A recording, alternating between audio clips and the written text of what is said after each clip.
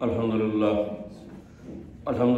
وحدہ والصلاة والسلام علی من لا نبی بعد اما بعد فقد قال اللہ تعالی فی القرآن المجید وفرقان الحمید وبرہان الرشید وارشاد العظیم اعوذ باللہ من الشیطان الرجیم بسم اللہ الرحمن الرحیم وما لکم الا تنفقوا فی سبیل اللہ وللہ میراث السماوات والارض لا یستوی منکم من انفق من قبل الفتح وقاتل اولئک اعظم درجات من الذین انفقوا من بعد وقاتلوا وکلا وعد اللہ الحسنى واللہ بما تعملون خبیر صدق اللہ العظیم۔ سورہ حدید ہے، سورہ حدید کی 10ویں آیت ہے اور یہ قرآن پاک کی 57 سورہ ہے۔ وما لکم، تمہیں کیا ہو گیا ہے؟ اللہ تنفقو، یہ اصل میں ان اور لا ہے کہ کیوں تم نہیں اللہ کی راہ میں خرچ کرتے، فی سبیل اللہ، اللہ کی راہ میں۔ انفقو، تنفقو، تنفقو، نفق سے ہے یہ، انفاق، نفق۔ نفق اصل میں کہتے ہیں جب چوہا اپنی زمین کھود کے بل بناتا ہے تو ایک طرف سے کھلی ہوتی ہے، ایک طرف سے بند ہوتی ہے اور واپس اسی سے آتا ہے، اس کو نفق کہا جاتا ہے۔ نفاق یہی ہے کہ انسان جو ہے وہ اوپر سے اگر اس کو بند کر دیں بل کو تو نیچے سے نظر نہیں آتا کیا ہے، تو یہ نفاق ہے، اندر کچھ اور باہر کچھ۔ اور اسی نفق سے انفاق ہے، یعنی مال کو جو ہے وہ ترسیل کرتے رہو، روکو نہ آنے جانے میں۔ تو لفظ وہی ہوتے ہیں جس سے یہ ساری چیزیں، عربی جو ہے وہ 60-70 چیزیں ہیں جس سے ساری عربی بنی ہے۔ وما لکم، تمہیں کیا ہو گیا ہے؟ ان لا ہے اصل میں، اللہ تنفقو کہ تم خرچ نہیں کرتے، فی سبیل اللہ، اللہ کی راہ میں، وللہ میراث السماوات والارض، حالانکہ زمین و آسمان کی میراث جو ہے وہ اللہ کی ہے، اللہ ہی وارث ہے سب کا۔ لا یستوی منکم، لیکن تم میں وہ برابر نہیں ہو سکتے، من انفق من قبل الفتح وقاتل، جنہوں نے صلح حدیبیہ سے پہلے یا فتح مکہ سے پہلے، چونکہ یہ فتح کا ذکر ہے اور فتح، سورہ فتح تب ہی آئی تھی جب صلح حدیبیہ ہوا تھا، جس میں پیشین گوئی کی گئی تھی کہ اب مسلمان فتح یاب ہوں گے مکہ میں۔ تو زیادہ مفسرین نے کہا ہے یہ اسی دن کا واقعہ ہے کہ صلح حدیبیہ سے پہلے جنہوں نے مال خرچ کیا اور صلح حدیبیہ کے بعد جنہوں نے مال خرچ کیا وہ برابر نہیں ہو سکتے۔ یہ اللہ تعالیٰ نے ایک ڈویژن مقرر کر دی۔ اب یہ میں نے نہیں کی، کسی مفسر نے نہیں کی، کسی محدث نے نہیں کی، کسی مورخ نے نہیں کی، کسی مصنف نے نہیں کی، کسی مؤلف نے نہیں کی، یہ اللہ تعالیٰ نے حد مقرر کر دی کہ وہ برابر نہیں ہو سکتے۔ اولئک اعظم درجۃ من الذین انفقوا من بعد، ان کا درجہ بلند ہے جنہوں نے پہلے خرچ کیا اور پہلے لڑائی کی، پہلے جہاد کیا، ان سے جو بعد میں مسلمان ہوئے، من بعد وقاتل، اور اس کے بعد انہوں نے لڑائیاں کی۔ وَكُلًّا وَعَدَ اللَّهُ الْحُسْنَى، اللہ کا وعدہ اللہ نے سب سے وعدہ اچھا کیا ہے۔ واللہ بما تعملون خبیر، اللہ تعالیٰ تمہارے کاموں کو جانتا ہے، اس کو خبر ہے۔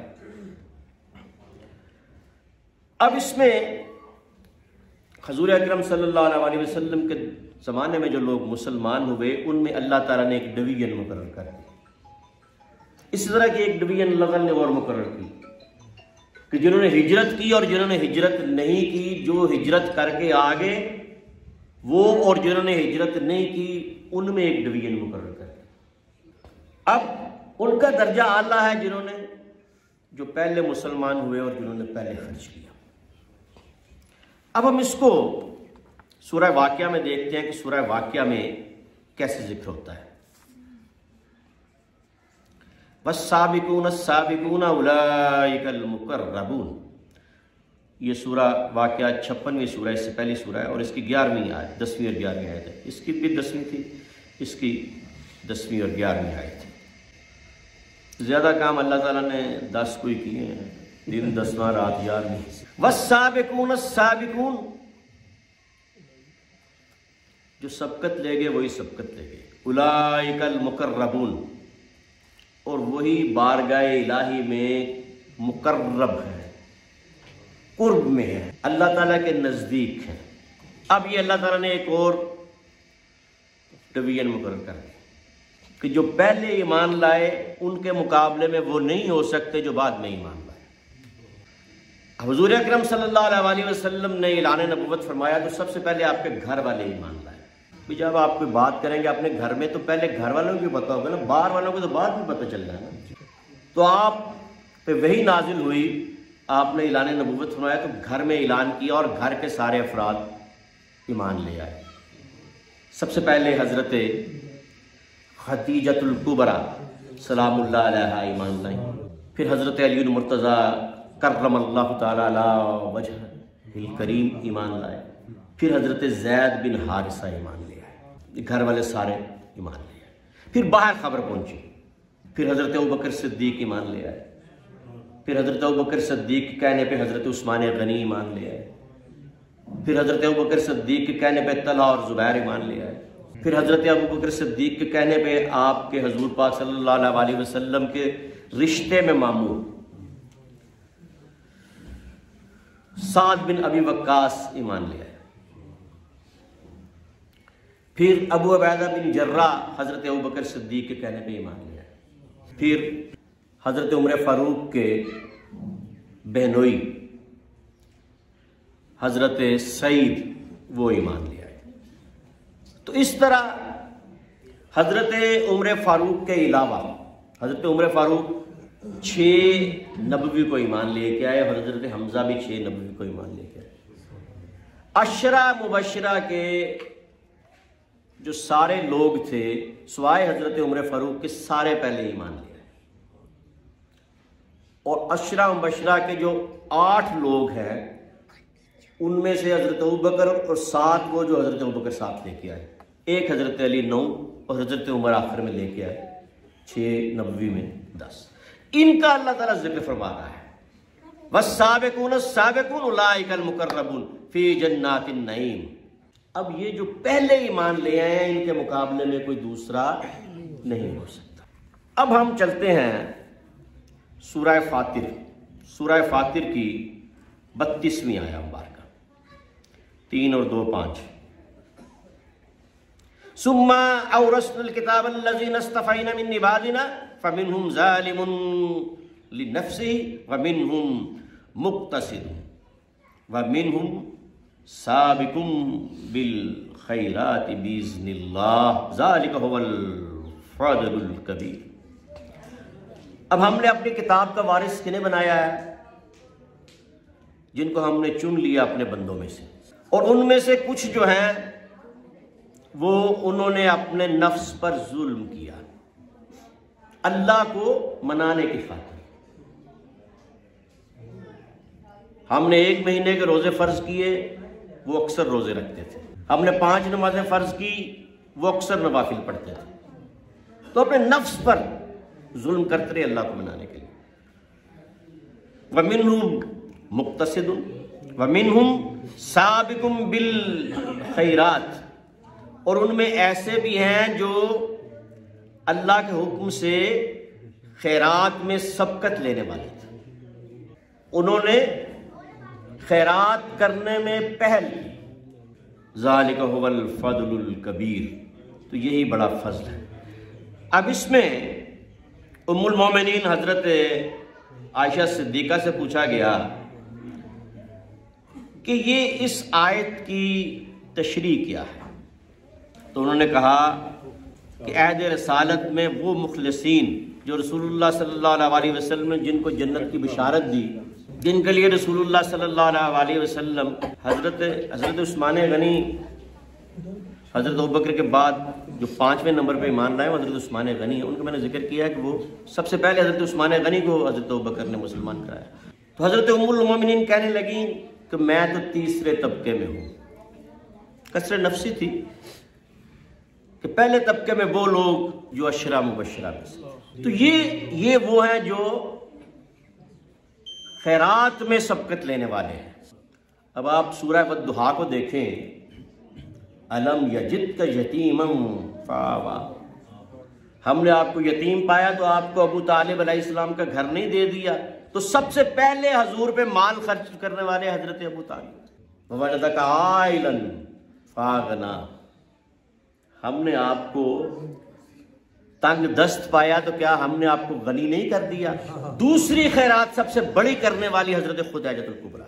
تو اب یہ اللہ تعالیٰ نے ڈویژن مقرر کر دی کہ جو فتح مکہ سے پہلے یا فتح یا صلح حدیبیہ، اصل میں تو فتح صلح حدیبیہ بھی کہتے ہیں، اس سے پہلے جو ایمان لے اور اس کے بعد جو ایمان لے وہ برابر نہیں ہے، اور جو سب سے پہلے ایمان لے اور جو ان کے بعد ایمان لے وہ برابر نہیں ہے۔ تو یہ درجات اللہ تعالیٰ نے مقرر کی ہیں، اور جو پہلے خیرات کرنے والے اور جو بعد میں خیرات کرنے ہیں وہ برابر نہیں۔ یہ تھی سورہ فاطر کی 32ویں آیت۔ پہلے میں نے سورہ واقعہ اور سورہ حدید کی آیات پیش کی۔ اب سورہ توبہ کی 100ویں آیت ہے، 100 والسابقون الاولون من المہاجرین والانصار۔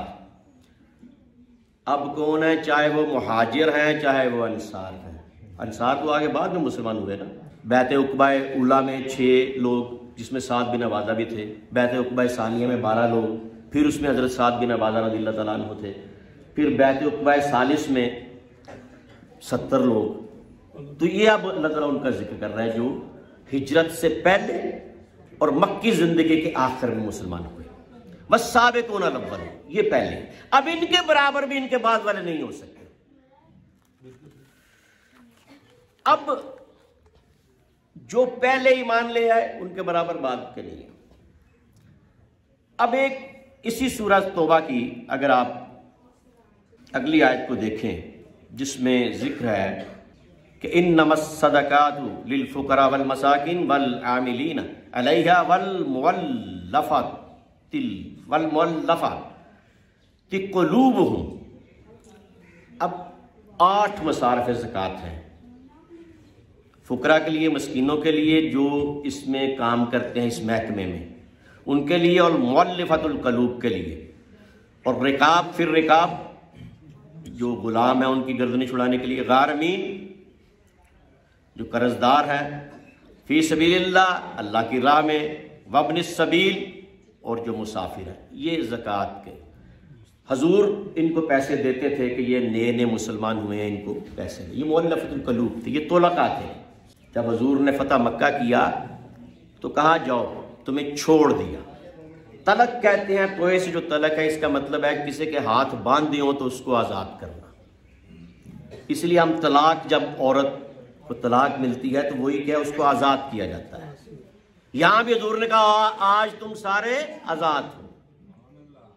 اور فتح مکہ کے بعد جو مسلمان ہوئے ان کو طلقاء کہا جاتا ہے، ایک کو طلیق کہا جاتا ہے اور سب کو طلقاء کہا جاتا ہے۔ یہ لوگ وہ ہیں جن کو حضور ان کا دل، تاکہ یہ نئے مسلمان ہوئے ہیں، یہ مرتد نہ ہو جائیں، اسلام کے قریب رہیں، تو ان کو حضور پیسے دیتے تھے۔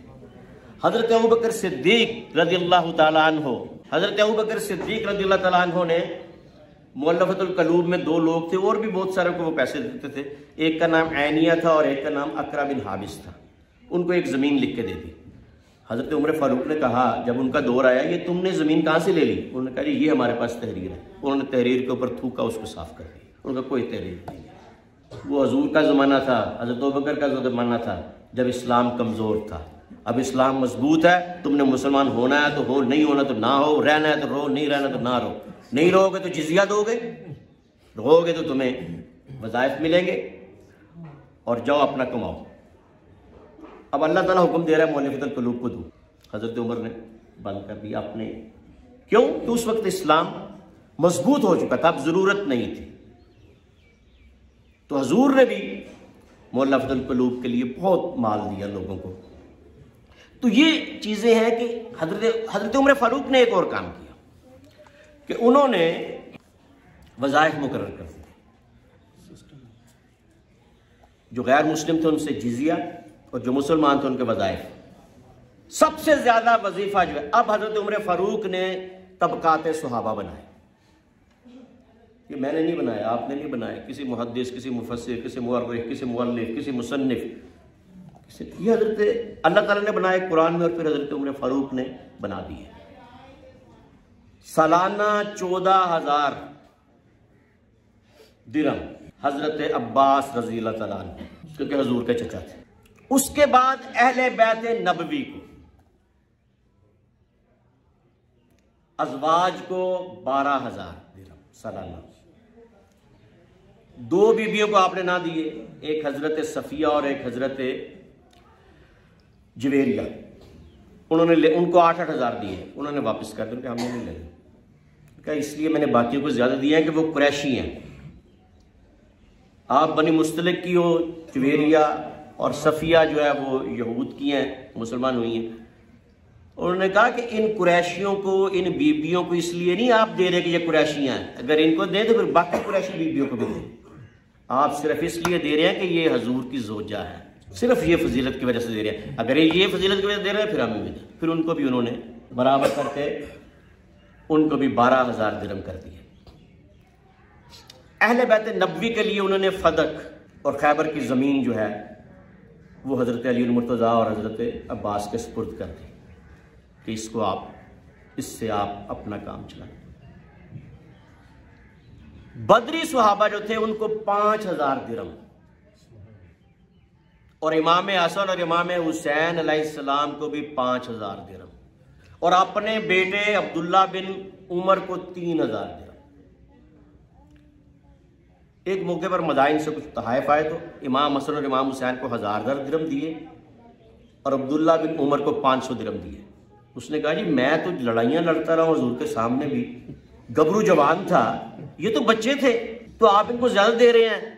تو حضرت عمر فاروق نے فرمایا کیا تمہارا باپ اس کے باپ جیسا ہے، تمہاری ماں اس کی ماں جیسی ہے، تمہارا نانا اس کے نانا جیسا ہے؟ وہ تو جنت کے جوانوں کے سردار ہیں، ان کو تو حضور نے چن لیا ہوا ہے، یہ بات نہ کرو۔ ان کے 5,000 تمہارے 3,000، ان کا 1,000 تمہارا 500۔ تو یہ پھر آپ نے اس کے بعد آپ نے کیا کیا کہ آپ نے جو بدری صحابہ کو 5,000، بدری صحابہ جو نہیں تھے لیکن قریشی تھے ان کو 4,000، انصار کو 4,000 اور 3,000، اور جو عورتیں تھیں ان کو 2,000، اور جو بچے تھے ان کو 1,000، اور جو فتح مکہ کے بعد ایمان لے کے آئے ان کو 200 درہم۔ حضور تو ان کو بہت دیتے تھے نا، 1,000 بکریاں دے دیں، 1,000 یہ دے دیا۔ انہوں نے کہا نہیں، اب اسلام مضبوط ہو گیا، اب تم بات کرو میرے ساتھ۔ تو یہ فرق جو ہے، یہ طبقات میں نے نہیں بنائے، یہ اللہ تعالیٰ نے قرآن میں بنائے ہیں، اور ان کو حضرت عمر فاروق نے امپلیمنٹ کیا ہے۔ تو اس سے یہ چیز ثابت ہوتی ہے کہ جو پہلے ایمان لے کے آئے ہیں ان کا مقابلہ ان سے نہیں ہو سکتا جو بعد میں ایمان لے کے آئے ہیں۔